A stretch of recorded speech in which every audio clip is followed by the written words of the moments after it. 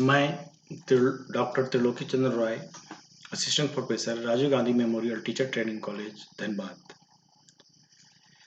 मैं आप लोग को बीएड सेमेस्टर 4 में paper 10 gender, school and society का यूनिट 1 को बताऊंगा और क्रमबद्ध रूप से विभिन्न क्लासों के माध्यम से, विभिन्न ऑनलाइन क्लासों के माध्यम से मैं आप लोग को यूनिट 1 का सारे पॉइंट्स को बताऊंगा।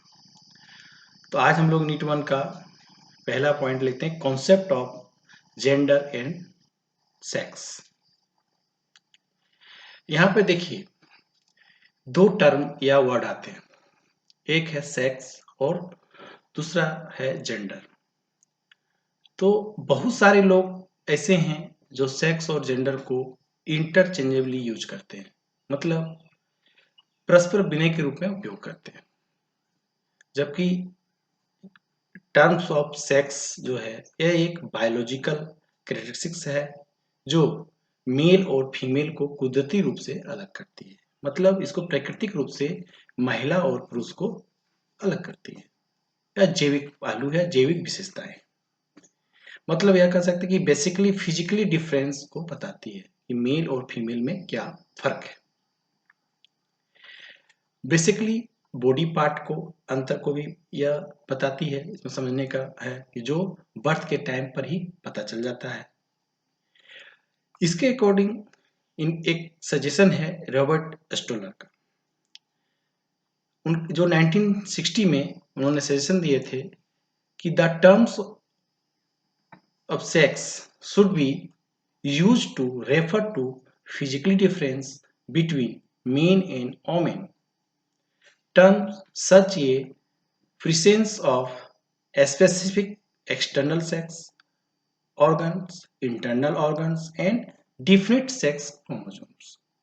On basis of these attributes, we can say this is a male child or this is a female child. मतलब इनका कहने का मतलब था कि सेक्स वर्ड का या सेक्स टर्म का प्रयोग पुरुष और महिलाओं के शारीरिक अंतर को दर्शाने के लिए, शारीरिक अंतर को बीच में समझाने के लिए किया जाना चाहिए, क्योंकि यह एक जैविक पहलू है और विभिन्न भौतिक गुण जो हमारे उपस्थित है या यौन अंगों, इन बाहरी यौन अंगों या आंतरिक यौन अंगों को या क्रोमोजोम, जो डिफरेंट क्रोमोजोम है, उसके आधार पे क्या आता है। इस आधार पे ही हम यह क्लियर करते हैं या कह सकते हैं क्या कि कौन सा चाइल्ड मेल है और कौन सा चाइल्ड फीमेल है।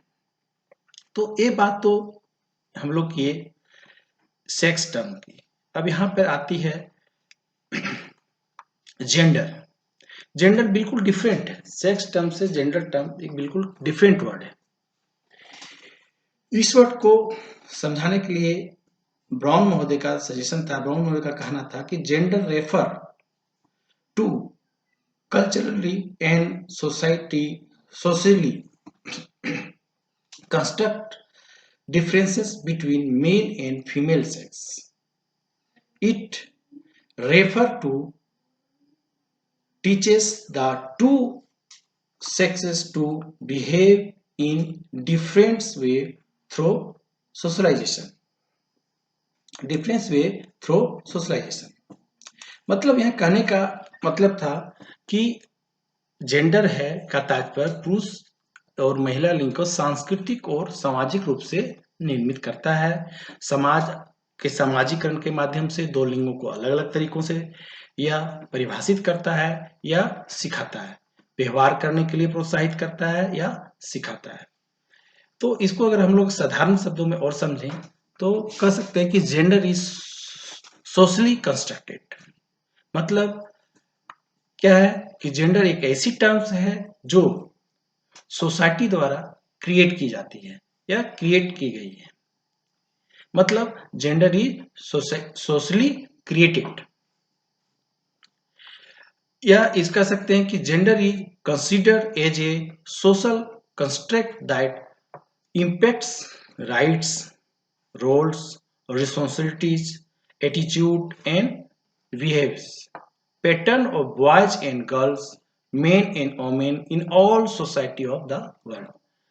मतलब पूरे विश्व का जो भी समाज है, जो भी हमारा फैमिली से है, कल्चर है, या उसमें इसके लिए कल्चर के द्वारा मेल और फीमेल के लिए ये एक रिस्पॉन्सिबिलिटी, राइट, रोल, रिस्पॉन्सिबिलिटी को या कंस्ट्रक्ट करता है और कंसीडर करता है या सेट कर दिया जाता है या बता दिया जाता है कि महिलाओं के लिए क्या काम है और पुरुषों के लिए क्या काम है।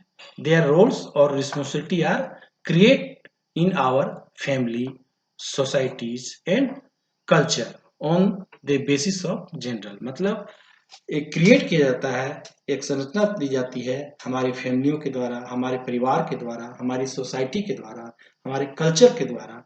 यह बताया जाता है कि महिलाओं के लिए क्या रिस्पॉन्सिबिलिटी है, महिलाओं का क्या रोल है और पुरुषों का क्या रोल है। तो यहाँ पे हम लोग एग्जाम्पल लेंगे कि इंडियन जनरली क्या होता है, इंडिया में फॉर एग्जाम्पल अगर हम इसको लेते हैं तो in Indian generally all domestic responsibility और perform by women and outsider responsibility are perform by men. मतलब यह कहने का एक मतलब है कि जो भी घरेलू उत्तरदायित्व, घरेलू काम होते हैं वो कौन काम करेंगे, महिलाओं के द्वारा किया जाएगा। और जो आउटसाइडर काम मतलब बाहरी जो काम है, बाहरी रिस्पॉन्सिबिलिटी है, बाहरी रोल जो है वह मेन के द्वारा किया जाता है। यह एक जनरली ऐसा होता है आउटसाइडर में। हाँ, वर्तमान समय में ये अलग बात है कि कुछ चेंजिंग आए हैं। तो आगे हम लोग देखते हैं कि महिलाओं के लिए भी काम निर्धारित होता है कि महिलाएं के लिए, मेरी कुछ लड़कियों के लिए भी काम निर्धारित सेट कर दिया जाता है। उसके मतलब हमारे इंडिया के अंदर बहुत सी सोसाइटी या कल्चर या फैमिली ऐसी है जो सब माने जहाँ पे कुछ रूल एंड रेगुलेशन को गर्ल्स के लिए या बॉयज के लिए या मेन के लिए या फीमेल के लिए एक सेट कर दिया जाता है, क्रिएट कर दिया जाता है कि लड़कों के लिए क्या काम है, लड़कियों के लिए क्या काम है। लड़कियां ही जैसे जैसे अगर एग्जांपल लें तो लड़कियां ही घर का काम करेगी। घर के काम में घर का किचन का काम करना, बच्चों की परवरिश करना और बूढ़े माँ बाप की सेवा करना इत्यादि। ठीक इसी तरीके से लड़कों के लिए भी कुछ काम को सेट किया जाता है कि बाहर के काम जितने भी हैं वो लड़कों के द्वारा किया जाता है। घर के जो खर्च हैं वो लड़के के द्वारा किया, खर्च का काम या खर्च का उठाने का काम वह लड़के के द्वारा या पुरुषों के द्वारा ही किया जाए। तो यह कहता है कि एक इंडियन कल्चर में एक निर्धारित होते हैं। तो लेकिन यहाँ पे हम लोग देखेंगे कि इन gender roles the different tasks and responsibility and expectation that society defines and allocate to men, women, boys and girls। मतलब जो हमारी सोसाइटी है उसकी एक अपेक्षाएं हैं, उसके द्वारा एलोकेट किया जाता है कि मेन का काम क्या है, वोमेन का काम क्या है, बॉयज का काम क्या है, गर्ल्स का काम क्या है, या इसको होते हैं इज कॉल्ड जेंडर। जो उसके अपने काम पे, अपने व्यवहार के आधार पे, अपने काम के आधार पे, अपनी भूमिका के आधार पर जिसका परिभाषित होता है, जो नियमित, उसे हम लोग जेंडर के नाम से जानते हैं। यहाँ तक देखिए एक पॉइंट आता है कि दीज मतलब कहने का है कि अभी सिचुएशन के अनुसार, परिस्थितियों के अनुसार, टाइम के अनुसार वो चेंजिंग अलग है। These are not necessary determined by biological difference and therefore can change with time and the different situation. ये कोई जरूरी नहीं है किसी जैविक पहलुओं के द्वारा ही हम सेक्स और जेंडर को अलग अलग रूप से परिभाषित करें। अभी के वर्तमान समय में डिफरेंट सिचुएशन में, विभिन्न परिस्थितियों के में यह देखा जा सकता है कि अभी महिलाएं भी, लड़कियां भी लड़कों से कम नहीं है। बहुत सारे काम उपहार का काम करती हैं, बहुत सारे अपने अपनी भूमिका निभाती हैं। एजुकेशन के क्षेत्रों में ये बहुत आगे बढ़ रही हैं। जो काम लड़कों के द्वारा वो लड़कियां कर रही हैं। तो अभी के वर्तमान समय जो एप्रिशिएटेड जो किया जाता है मेन और वोमेन को सोसाइटी के द्वारा कंसीडर किया जाता है, उनको उनके अनुसार उनके काम को देखते हुए किया जाता है। यहाँ हम लोग इसे समझने के लिए, अगर हम लोग थोड़ा सा इसको और समझने के लिए, तो हम लोग इसके differences between gender and sex को जानना जरूरी होगा। Differences between gender and sex. तो पहला जो इसमें बेसिक है, डिफरेंसेस का बेस है, वह मीनिंग के आधार पर हम लोग इसके डिफरेंसेस को देखते हैं। तो मीनिंग में पहले हम लोग जेंडर के मीनिंग को समझते हैं। तो gender refer to the society या socially and culturally constructed differences between male and female. जबकि वहीं सेक्स का अगर हम लोग परिभाषित करते हैं या इसके मीनिंग को समझते हैं, तो sex refer to the biologically and physically characteristics that separate male and female. मतलब यहाँ कहने का, हम इसकी परिभाषा से पहले भी इसका कॉन्सेप्ट को हम बता चुके हैं ये अपने, और पहले, और मतलब यहाँ कहने का मतलब है कि जो भी हमारा जेंडर है वह मेल और फीमेल का जो डिफरेंसेस है बिल्कुल कल्चरली कंस्ट्रक्ट होता है। मतलब अपने संस्कृति के द्वारा, अपने सोसाइटी के द्वारा, अपने फैमिली के द्वारा वह निर्मित होता है। जबकि सेक्स जो है वह क्या होता है, एक जैविक पहलू है, एक भौतिक पहलू है, भौतिक विशेषता के आधार पे या सेपरेट रूप से यह अलग अलग मेल और फीमेल होता है। दूसरा पॉइंट आता है कि बेसिस ऑफ डिटरमाइन। मतलब दूसरे पॉइंट में इसके अंतर को समझेंगे तो बेसिस ऑफ डिटरमाइन में जेंडर के संदर्भ में कहना है कि gender is a learner behaves और एन एक्वायर्ड आइडेंटिफाई। और सेक्स के संदर्भ में जबकि sex is a determined at the time of birth. मतलब सेक्स एक ऐसी चीज है जो डिटरमाइन हो जाता है कब, बर्थ के समय में ही यह क्लियर हो जाता है, डिटरमाइन हो जाता है कि कौन सा बच्चा मेल है और कौन सा बच्चा फीमेल है। और जबकि वही जेंडर क्या है, एक लर्नर बिहेवियर है, एक उस सीखने पर, उसके व्यवहार को सिखाता है, उसके व्यवहार के सीखने पर या सोसाइटी के द्वारा जो उसके व्यवहार को निर्धारित किया गया है, और सोसाइटी के द्वारा या कल्चर के द्वारा, फैमिली के द्वारा जो इसको सिखाया जाता है, जो उसको प्रोत्साहित किया जाता है, उससे वह डिटरमाइन होता है या काम मेल के लिए या फीमेल के लिए। यहीं पे हम लोग थर्ड पॉइंट देखेंगे, चेंज बेसिस, माने चेंज के आधार पर, बेसिस ऑफ चेंज के आधार पर इसके अंतर को देखेंगे। तो gender can be change since gender identify is determined by society, जबकि sex is difficult to change because we born as female male।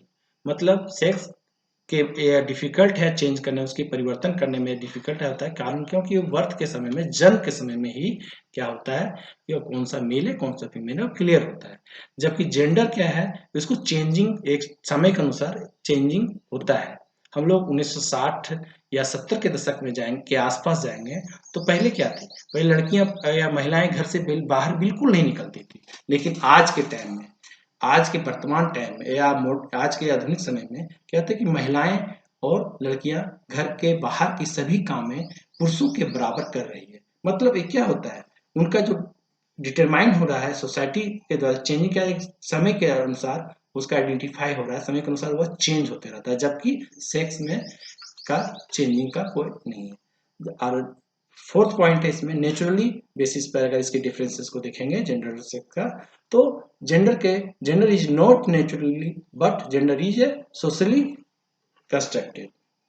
मतलब और सेक्स का जहां तक देखे, जबकि sex is naturally and comes first. कहने का मतलब है कि सेक्स का जहाँ पर इसकी परिभाषा है, इसका अंतर है कि यह एक प्राकृतिक होता है, सबसे पहले मैंने शुरू में ही पता ही चल जाता है, प्रथम प्राथमिक रूप से ही पता चल जाता है। जबकि जेंडर नॉट या नेचुरल नहीं होता है, लेकिन यह सोशली कंस्ट्रक्ट होता है, या सामाजिक या समाज से रूप से निर्मित होती है, कल्चर रूप से निर्मित होती है, या इसका या नेचुरल नहीं होता है। तो जो भी अभी तक जो भी हम लोग लेक्चर सुने, उसके यहाँ पर यूनेस्को द्वारा जेंडर का मेन स्ट्रीमिंग जो किया, फ्रेमवर्क तैयार किया है, और concept of sex and gender के बारे में जो कॉन्सेप्ट दिया है यूनेस्को के द्वारा, तो उनका कहना था, एक यूनेस्को के अनुसार सेक्स को परिभाषित किया गया है कि sex describe the biological difference between men and women which are universal and determined at birth। और वहीं जेंडर के बारे में यूनेस्को का कहना था कि परिभाषित किए हैं कि gender refer to the roles and responsibilities of men and women the in created in our family, our society and our culture. इससे लेक्चर से हम लोग क्लियर समझ गए हैं कि कॉन्सेप्ट ऑफ जेंडर यानी है। आगे के लेक्चर में हम लोग इसको समझेंगे कि इसके विभिन्न पहलुओं को यूनिट 1 में देखेंगे। Thank you.